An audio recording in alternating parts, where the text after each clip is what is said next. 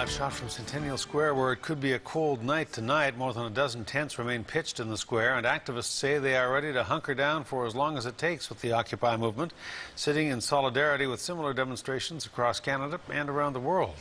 So far, on this fifth day, the City of Victoria and VicPD have stayed at arm's length. Well, at least they did till yesterday, when one of the movement's most influential members was arrested. CTV's Aaron Glazier shows us what happened. This is day 5 of the Occupy Victoria movement in Centennial Square. About a dozen tents are home to protesters standing against what they say is a troubled and unfair financial system. Corporatism is ruining us all, regardless of who the stakeholders are on Wall Street. It affects us all. When the stock market jumps up and down all over the place, we feel it at home. I had a moment with a woman last night where we were both crying over bankruptcy because it's touching a lot of people in Canada. So regardless of whether or not the United States has a different banking system than we do, we're affected by it.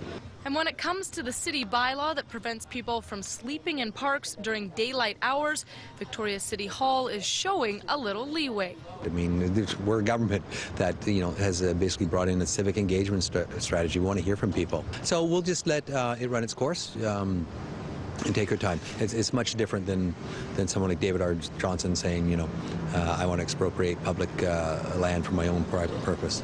A well-known activist who has been arrested many times for camping in public parks. Johnston added to his long record last night.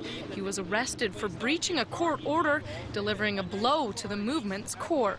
Yes, there was an injunction against him sleeping in parks, but that injunction came up as a result of his work to make sure that we all could be here doing this. He set precedents, and I think they're kind of scared of having people that influential around us.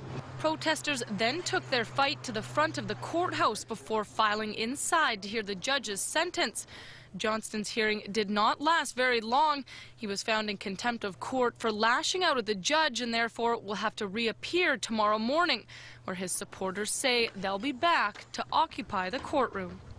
To put him in jail because of his asserting his right to protect himself, we'll be back, hopefully 3 times as strong.